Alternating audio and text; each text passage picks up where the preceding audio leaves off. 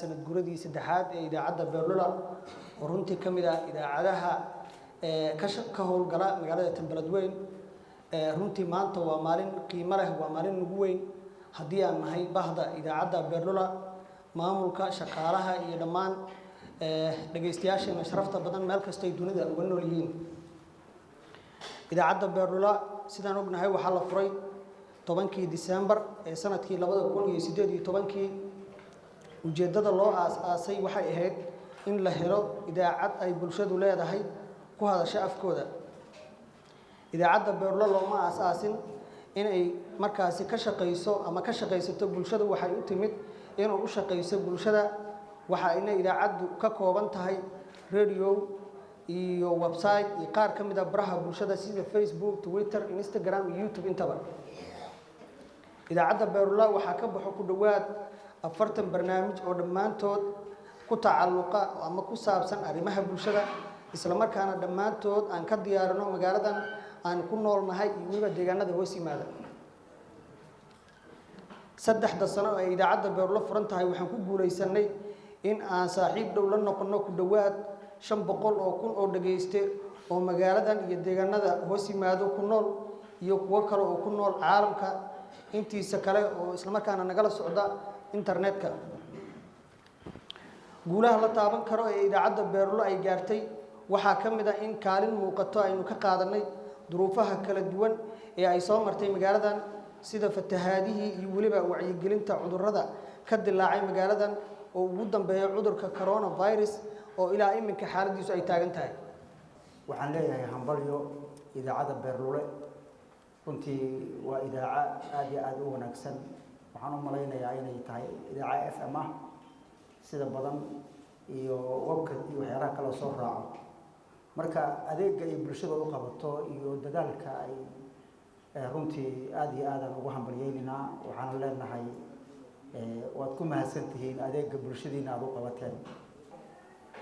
runtii Beerlula in halkan laga ammaano ama wax laga sheego way ka mug weyn tahay, way ka baaxad weyn tahay. waxaa marqaati ka ah waxyaalaha ay ku soo kordhiyeen magaalada, barnaamijyada ay ka sameeyeen. aniga runtii waxaan ka mid ahaa dadka sida gaarka ugu dhow oo aad ula socda barnaamijyadooda.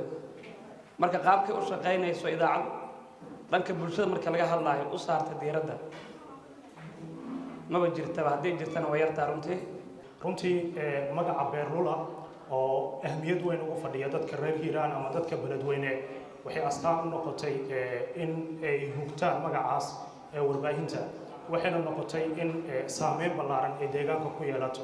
muddada 3 sano ah waxaan dhihi karaa inagoo ku hadlaya guud ahaan afka wariyaasha magaalada Beledweyne, anigoo ku hadlaya runtii waxaan aad u qirayaa in door muuqda ay ka qaadatay warbaahinta Beerlula muddadaas waxqabad muuqdana ay deegaanka ka samaysay, hadday tahay soo bandhigidda bilicda magaalada, hadday tahay u adeegidda bulshada.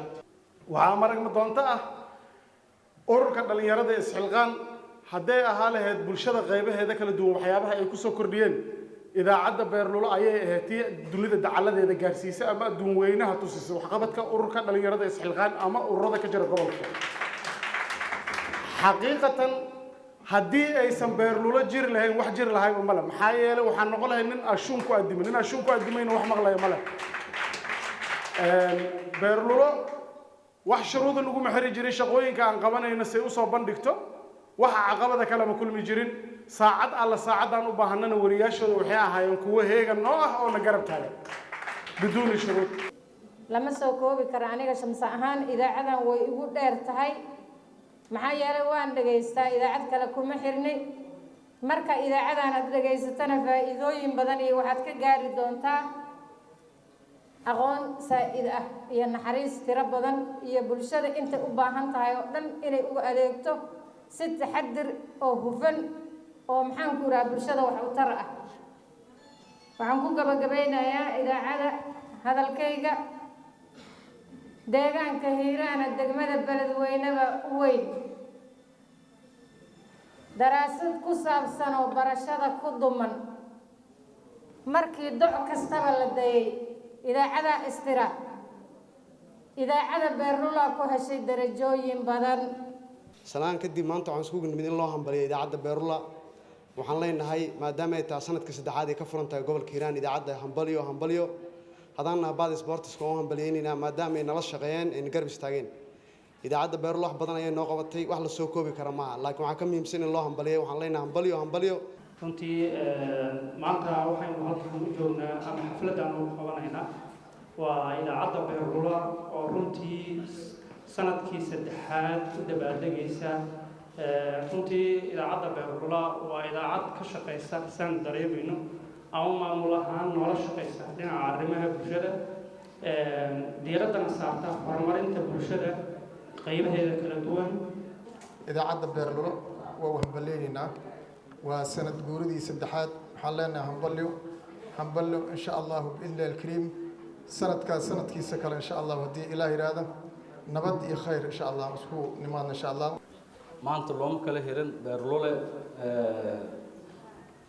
waa sanad guuridii saddexaad ee idaacadda beerlule aniga waxaan ka mid ahay shakhsiyan dhegaystayaalka beerlule ama dadka beydka ku xiran xaqiiqdii wax kun hal marku ma arkan mar walbo daawad waxaan arkaa wax qurux badan waana idinku hambalyaynaa waana tanaad ku gaarteen maanta sanad guuridii saddexaad inaad dhegatiin waxaan u sababaan dhihi karaa agaasimaha iyo shaqaalihiisa oo isku xirno si qurux badan wada shaqeeyo mar walbana waa idin garab taaganahay waxaan idin leeyahay hambalyo horan u socdo.